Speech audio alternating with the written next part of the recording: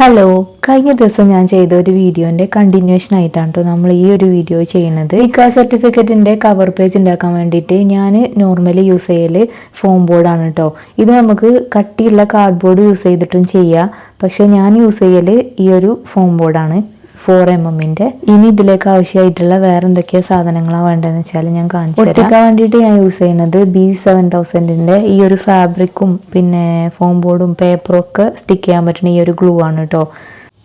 പിന്നെ വേണ്ടത് സൈൻ ചെയ്യാനുള്ള പേനയാണ്. അത് നമുക്ക് ഏത് പേന വേണമെങ്കിലും യൂസ് ചെയ്യാം. നോർമലി മാർക്കറ്റിൽ അവൈലബിൾ ആയിട്ടുള്ള ഏത് പേന വേണമെങ്കിലും യൂസ് ചെയ്യാം കേട്ടോ. ഇന്ന് നമ്മൾ ചെയ്യുന്നത് ഒരു ബുക്ക്ലെറ്റാണ്. അപ്പോൾ അതിൽ സൈനും വരുന്നുണ്ട്, പിന്നെ തമ്പ് സ്റ്റാമ്പിങ്ങും വരുന്നുണ്ട്. അപ്പോൾ അതിന് വേണ്ടിയിട്ടുള്ള ഇങ്ക് പാഡാണത്. ഫാബ്രിക്കും പേപ്പറൊക്കെ കട്ട് ചെയ്യാൻ ഒരു കത്രിക വേണം. ഇത് നമ്മൾ കഴിഞ്ഞ ദിവസം പ്രിൻ്റ് ചെയ്ത് കൊണ്ടുവന്ന നിക്കാഹ് സർട്ടിഫിക്കറ്റിൻ്റെ ടെംപ്ലേറ്റ് ആണ്. ഈ ഫസ്റ്റ് കാണുന്ന പേജിലാണ് സൈന് വരുന്നത്. അവിടെ ബ്രൈഡ് ഗ്രൂം എന്ന് എഴുതിയിട്ടുണ്ട്. അവിടെ നമുക്ക് സൈൻ ചെയ്യാനുള്ള സ്പേസ് ആണ്. ഇനി സെക്കൻഡ് പേജ് ഇപ്പോൾ ബ്ലാങ്ക് ആയിട്ടാണ് കിടക്കുന്നത്. അവിടെ ഇനി ഇവർ രണ്ടാളും നെയിം അറബിക്കിൽ എഴുതണം. പിന്നെ അതിൻ്റെ താഴെയാണ് തമ്പ് സ്റ്റാമ്പ് ചെയ്യാനുള്ള ആ ഒരു സ്പേസ് കൊടുക്കുന്നത്. ഈ ടെംപ്ലേറ്റുകൾ ഞാൻ ഡിസൈൻ ചെയ്തിട്ടുള്ളത് ക്യാൻവയിലാണ്. നമുക്കിതിന് ഫോട്ടോഷോപ്പൊക്കെ യൂസ് ചെയ്യാം, പക്ഷേ ക്യാൻവയാണ് കുറച്ചും കൂടി എളുപ്പം ചെയ്യാൻ പറ്റുന്നത്. ഇനി ഇതാണ് കഴിഞ്ഞ ദിവസം അക്രിലിക് കട്ടിങ് ചെയ്ത് കൊണ്ടുവന്നിട്ടുണ്ടായിരുന്നില്ലേ, ആ ഒരു സംഭവം ഇതാണ് കേട്ടോ. ഇതുണ്ടല്ലോ, ബ്രൈഡിൻ്റെയും ഗ്രൂമിൻ്റെയും നെയിമിൻ്റെ ഫസ്റ്റ് ലെറ്റർ വെച്ചിട്ട് ചെയ്തെടുത്ത ഒരു ലോഗോ ആണ്. ഇത് നമ്മൾ ഇല്ലുസ്ട്രേറ്ററിലാണ് കേട്ടോ ചെയ്യുക. ഇനി നെക്സ്റ്റ് വേണ്ടത് ഈ നിക്കാഹ് ബുക്ക്ലെറ്റിൻ്റെ കവർ പേജ് ചെയ്യാനുള്ള ഫാബ്രിക്കാണ്. അത് നമ്മൾ കഴിഞ്ഞ ദിവസം ശോഭിക ടെക്സ്റ്റൈൽസിൽ നിന്ന് എടുത്തിട്ടുണ്ടായിരുന്നല്ലോ, അത് കട്ട് പീസ് അതാണ് കേട്ടോ. വൈറ്റിൽ എംബ്രോയ്ഡറി വർക്ക് വരുന്ന ഒരു ഡിസൈനർ ക്ലോത്തും പിന്നെ അതിൻ്റെ ലൈനിങ് ആയിട്ട് സാറ്റിൻ ക്ലോത്തും കേട്ടോ ഞാൻ ചൂസ് ചെയ്തിട്ടുണ്ടായിരുന്നത്. ഇനി ഈ ഒരു ക്ലോത്തിനെ നന്നായിട്ടൊന്ന് അയൺ ചെയ്തെടുക്കണം, എന്നാലേ ഇതിനൊരു മെന വരുള്ളൂ കേട്ടോ. ഇതാണ് എൻ്റെ പേപ്പർ കട്ടർ. ഇതിൻ്റെ കോലം കണ്ടിട്ടൊന്നും തോന്നരുത് കേട്ടോ. ഞാൻ ക്രാഫ്റ്റ് സ്റ്റാർട്ട് ചെയ്ത സമയത്ത് വാങ്ങിയ ഒരു സംഭവമാണ് കേട്ടോ ഇത്. പക്ഷേ ഇത് തകരത്തിൻ്റെ എന്തോ മെറ്റീരിയൽ ആണ്. അപ്പോൾ ആമസോണിൽ നിന്ന് അന്ന് പർച്ചേസ് ചെയ്തതാണ്. പക്ഷേ ഇതിൻ്റെ ഈ ഒരു കട്ട് ചെയ്യുന്ന ഭാഗത്തിന് ഇപ്പോഴും ഒരു കുഴപ്പമില്ല, നല്ലതായിട്ട് കട്ട് ചെയ്ത് കിട്ടും. അപ്പോൾ അതുകൊണ്ട് എനിക്കിത് മാറ്റാനും തോന്നണില്ല.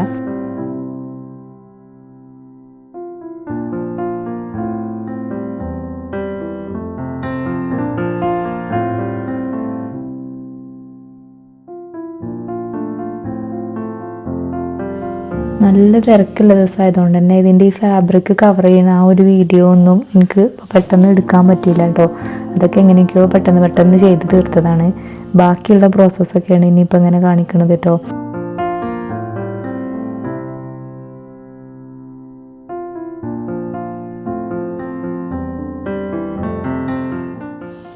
ഞാനിങ്ങനെ റെസ്റ്റ് ഇല്ലാതെ വർക്ക് ചെയ്യണ കണ്ടിട്ടേ ഒരു കുഞ്ഞിക്കൈ എന്നെ സഹായിക്കാൻ വരുന്നുണ്ട് കേട്ടോ.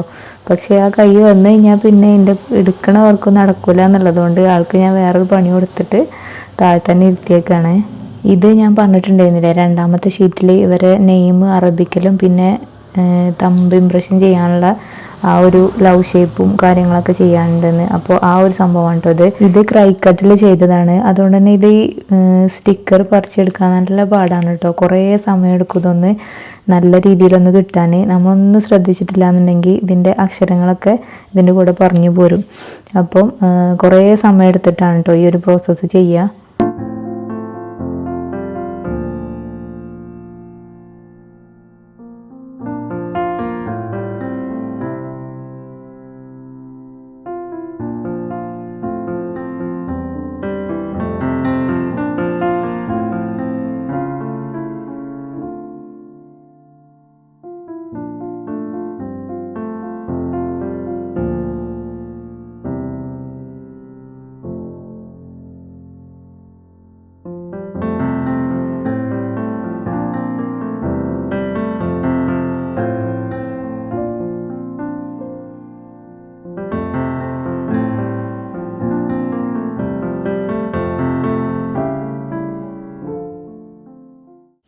ഈ ഒരു ബ്ലാക്ക് കളറിൽ കാണുന്ന റോളാണ് കേട്ടോ ട്രാൻസ്ഫർ ഷീറ്റ്.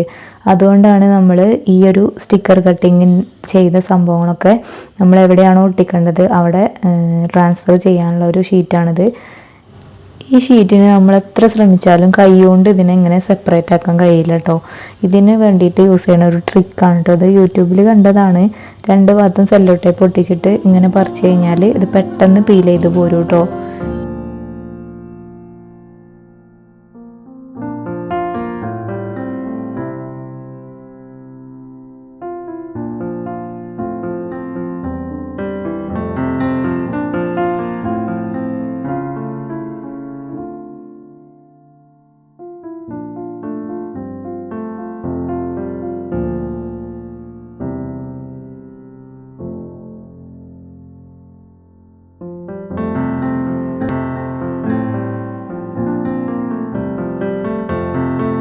ഇനി നമ്മൾ ഇതിൻ്റെ ഈ ഒരു പേന ഡെക്കറേറ്റ് ചെയ്യാൻ പോവാണ് കേട്ടോ. പേന ഡെക്കറേറ്റ് ചെയ്യുന്നതിൻ്റെ മുന്നേ തന്നെ ആദ്യം ഇത് തെളിയോ ഇല്ലേന്ന് നോക്കണം കേട്ടോ. അല്ലാന്നുണ്ടെങ്കിൽ പണി കിട്ടും. നമ്മളെല്ലാ പണിയും കഴിഞ്ഞിട്ടാണ് തെളിയോ ഇല്ലേ നോക്കണമെന്നുണ്ടെങ്കിൽ ചിലപ്പോൾ തെളിഞ്ഞിട്ടില്ലെങ്കിൽ ഒരു പ്രാവശ്യം എടുത്തത് പിന്നെയും ചെയ്യേണ്ടി വരും. അപ്പോൾ ഒരു പ്രാവശ്യം എനിക്ക് അങ്ങനെ ഒരു അബദ്ധം പറ്റിയതുകൊണ്ട് ഇപ്പം ഞാൻ ഓരോ പ്രാവശ്യവും തെളിയോ നോക്കിയിട്ട് മാത്രമേ നെക്സ്റ്റ് സ്റ്റെപ്പൊക്കെ പോവുള്ളൂ കേട്ടോ. കവർ പേജ് ചെയ്യാൻ യൂസ് ചെയ്ത സെയിം ക്ലോത്ത് കൊണ്ട് തന്നെയാണ് നമ്മൾ പേനയും ഡെക്കറേഷൻ ചെയ്യണത്. അത് ഒരു 2 ഇഞ്ച് വീതിയിൽ ഒരു റിബണിൻ്റെ ഒക്കെ പോലുള്ള ഒരു പീസ് എടുത്തിട്ട് നമ്മൾ പേനയിൽ ചുറ്റി കൊടുക്കുകയാണ് ചെയ്യുക. പിന്നെ പേനൻ്റെ അറ്റത്തായിട്ട് ആ ഫെദർ ഒട്ടിച്ചു കൊടുത്താൽ മതി.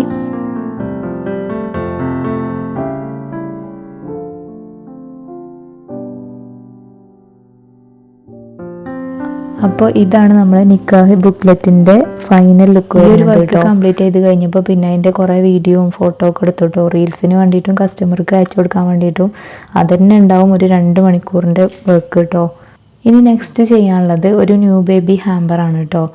അതായത് പ്രസവിച്ചെടുക്കുന്ന കുട്ടീനെ കാണാൻ പോകാനും വേണ്ടിയിട്ട് ഒരു കസ്റ്റമർ ഓർഡർ ചെയ്ത വർക്ക്. ഇതിൽ ഒരു സെറ്റ് വരുന്നത് യോക്ക് ക്രോഷേ ചെയ്തിട്ട് പിന്നെ അതിനൊരു ബൂട്ടീസും പിന്നെ ഒരു ഹെയർ ആക്സസറി ഒക്കെ ചെയ്തിട്ടുള്ള ഒരു ക്രോഷേ ഫ്രോക്കിൻ്റെ സെറ്റാണ്.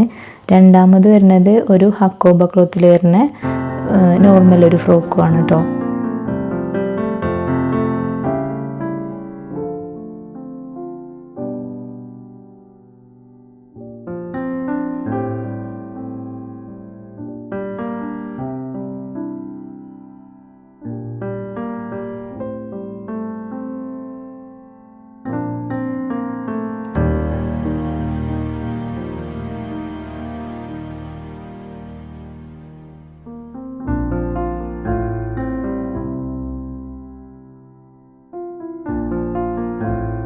അങ്ങനെ ക്രോഷേ യോക്കിൻ്റെ വർക്ക് ഏകദേശം ഫിനിഷ് ആയിട്ടുണ്ട്. ഇനി ഇത് വെച്ചിട്ട് ഫാബ്രിക്കും കൂടി ചേർത്തിട്ട് ഇനി ഇതിനൊരു ഫ്രോക്കാക്കി എടുക്കണം. യോക്കിൻ്റെ വർക്ക് കഴിഞ്ഞു. ഇനി ഇതിന് ഈ ഒരു ഫാബ്രിക്കിൽ അറ്റാച്ച് ചെയ്ത് കൊടുക്കണം കേട്ടോ വേണ്ടത്. കുറച്ച് ഫ്രിൽസ് ഒക്കെ ഇട്ടിട്ടുള്ള ഒരു ഡിസൈനാണ് ഞാൻ ചെയ്യുന്നത്. ഇത് കംപ്ലീറ്റ് ആകുമ്പോൾ നിങ്ങൾക്ക് കാണിച്ചു തരാം. ഇപ്പം നമ്മൾ ഫ്രോക്കിൻ്റെ വർക്ക് കംപ്ലീറ്റ് ആയിട്ടോ. ഇനി അതിൻ്റെ ബാക്കിൽ നെക്കിൽ ഒരു ബട്ടൺസ് വെച്ച് കൊടുക്കണം. അത് മാത്രമേ ഉള്ളൂ ഇനി ബാക്കിയുള്ള ഒരു വർക്കായിട്ട് വരുന്നത്. ഈ ഒരു വർക്കിന് ശേഷം ഞാൻ ആ ഹക്കോബ ക്ലോത്തിൽ വരുന്ന പിങ്ക് കളർ ഡ്രസ്സും സ്റ്റിച്ച് ചെയ്ത് കഴിഞ്ഞിട്ടുണ്ടായിരുന്നു കേട്ടോ. ഞാനിപ്പോൾ നമ്മളെ ബേബി ഹാമ്പർ സെറ്റാക്കണം കേട്ടോ. ക്യൂട്ടായിട്ടുള്ള 2 ഫ്രോക്കും ഒരു ബൂട്ടി സെറ്റും പിന്നെ ഒരു ഹെയർ ആക്സസറിയാണ് കേട്ടോ ഇതിൽ ഇൻക്ലൂഡ് ചെയ്തിട്ടുള്ളത്. അപ്പോൾ ഈ ഒരു ടൈപ്പ് ഹാമ്പറൊക്കെ വേണമെന്നുള്ളവർ നമ്മളൊന്ന് കോൺടാക്ട് ചെയ്താൽ മതി കേട്ടോ. നമ്പർ ഞാൻ ഡിസ്ക്രിപ്ഷനിൽ കൊടുക്കാം. ഇനി നെക്സ്റ്റ് ചെയ്യാനുള്ളത് ഒരു വീട്ടിലേക്ക് തന്നെയുള്ള 3 ഹാമ്പറാണ് കേട്ടോ. ഇത് ഒരു 1 മന്ത് മുന്നേ തുടങ്ങിയതാണ് കേട്ടോ ഇതിൻ്റെ ഒരു വർക്കും പർച്ചേസിങ്ങും ഒക്കെ. അപ്പോൾ ആൾ 1 മന്ത് മുന്നേ തന്നെ എന്നെ കോൺടാക്ട് ചെയ്തിട്ടുണ്ടായിരുന്നു.